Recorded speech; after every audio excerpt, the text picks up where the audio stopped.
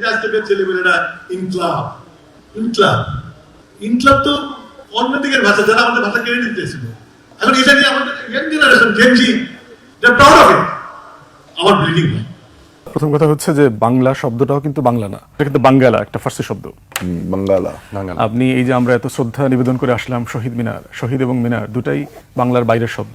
তো এখন থেকে শহীদ জিয়া আর বলা যাবে না। উনি যে দলটা করেন ওনাকে একটা নতুন শব্দ বের করতে হবে আর কি, যে যেহেতু ওই দলের নেতাকে নাম বারবার ওনাদেরকে নিতে হয়, ওনারা কি নামে ডাকবেন তাকে। তো শহীদ জিয়া তো শহীদ বলা যাবে না, অন্য কিছু বলতে হবে। তাইলে শহীদ মিনারে যদি নাম পরিবর্তন না হয় তাহলে তো ওনারা ফুল দিতে আসতে পারবেন না, ওনাদের দলের পক্ষ থেকে আসা উচিত না। তাহলে ওনার নামের যে তিনটা অংশ, ইকবাল, হাসান, মাহমুদ, তিনটা আরবি শব্দ। ওনার বাবা, ওনার তাহলে সমস্যাটা কোথায়? সমস্যাটা এখানে ভাষার না, ওনাদের বেড়ে ওঠার সমস্যাটা, সংকটটা বুঝতে হবে। ওনার বাবা মুসলিম লীগের রাজনীতি করতেন, ব্রিটিশ বিরোধী আন্দোলনে সক্রিয় ভূমিকা রেখেছেন এবং পাকিস্তান আন্দোলনের কর্মী ছিলেন, মন্ত্রীও ছিলেন, প্রাকৃতিক সম্পদ শিল্প বিষয়ক মন্ত্রী ছিলেন পাকিস্তান সরকারের 60-এর দশকে, 63 থেকে 65। কিন্তু উনি করেছেন বাম রাজনীতি। শেখ কামালের খুব ভালো বন্ধু ছিলেন। শেখ কামাল বাংলাদেশ ব্যাংকে যখন ডাকাতি করতে যায় সেই দিনকার গাড়িটা উনি চালাচ্ছিলেন, খুব ভালো বন্ধু ছিলেন ওনারা।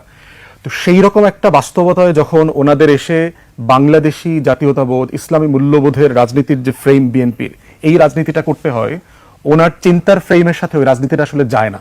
কিন্তু ক্ষমতার রাজনীতি করবার জন্য একবার জাতীয় পার্টি করেছেন, তারপরে আবার বিএনপি করেছেন, এই কাজগুলো করেছেন। এই হীনমন্যতা শুধু ওনার না, ইটস এ ফেনোমেনা।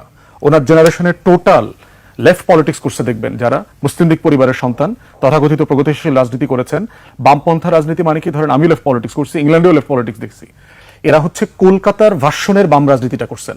প্রচন্ড রকম ইসলাম বিদ্বেষী, ধর্ম বিদ্বেষী, ব্রাহ্মণ্যবাদী একটা কালচার সেট করে দিয়েছে ওনাদের মাথায়। এই হীনমন্যতার একটা ফেনোমেনা হচ্ছে ইকবাল হাসান মাহমুদ। এবং শুধু সে না, আরো পত্রিকাগুলোতে যে রিপোর্টগুলো দেখবেন, যারা যারা ইন্টারভিউ দিয়েছেন, তথাকথিত প্রগতিশীল হবার চেষ্টা করছেন, এই পুরো হীনমন্যতার জায়গাটা হচ্ছে একটা ইসলামোফোবিয়ার এলিমেন্ট আছে।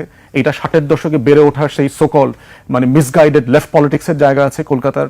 আর থার্ড সমস্যা হচ্ছে নতুন যে ইয়াংদের ভিতরে একটা অর্গানিক পরিবর্তন হয়ে গেছে 24-এর আন্দোলনের মধ্য দিয়ে, যে রিফ্লেকশনটা আমরা দেখতে পাচ্ছি, এইটাকে তারা মেনে নিতে পারছে না।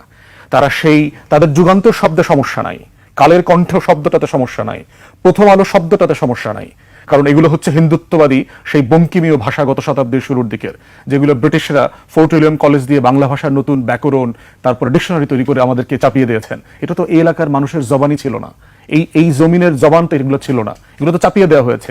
এখন প্রশ্ন হচ্ছে, সে সংস্কৃত ভাষার বিরুদ্ধে কি কেউ আন্দোলন করেছে? বাংলাদেশে আলেম ওলামারা, কোন ইসলামী দল কেউ কেউ বলছে যে এই সংস্কৃত শব্দগুলো বাদ দিতে হবে, এই বঙ্কিমীয় তারপরে আনন্দবাজারীয় শব্দ বাদ দিতে হবে? এই লড়াই তো কেউ করে নাই।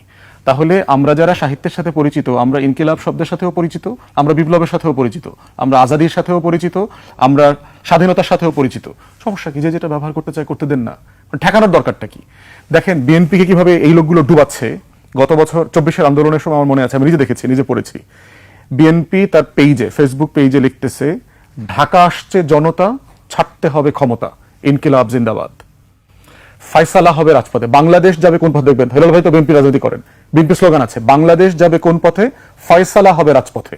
ফয়সালা, রাজপথ, দেখেছি, এগুলো সব কিন্তু আপনার অবাঙালি সোকল্ড, যদি আপনি ধরেন যেটা আমাদের ভাষা না, বলা হচ্ছে উর্দু ভাষা।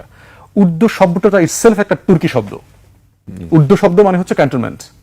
এর মানে হইল যে অটোমান এম্পায়ারের সময় সোলজাররা মুসলিম এম্পায়ারের বিভিন্ন জায়গা থেকে গেছে না, ভারতবর্ষ থেকে তো ওখানে গেছে। ক্যান্টনমেন্টে যে ভাষাটা শত শত বছর ধরে ডেভেলপ করছে, এটা বলা হইতো যে উর্দুটা মানে হচ্ছে ওই মুসলমানদের ল্যাঙ্গুয়েজ ডেভেলপ করেছে আর কি। উর্দু ভাষা সবচেয়ে বড় কবি কারা? এখন পর্যন্ত ভারতের যে 14টা জাতীয় ভাষা আছে, তারা যেগুলোকে স্বীকৃতি দেয়, তার ভিতরে উর্দু একটা।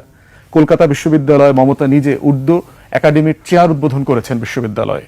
উর্দু ভাষার সবচেয়ে বিখ্যাত প্রমিনেন্ট জীবিত কবিরা সবাই ভারতবর্ষের, সবাই ভারতের। বলিউডের ভাষা কোনটা? বলিউড কি হিন্দি ভাষা? নো, বলিউডের ভাষা হলো উর্দু। এত মেলোডিয়াস, এইটা সংস্কৃত অথবা ভারতীয় কোনো ভাষা নাই যেই মেলোডিটা উর্দুতে আছে।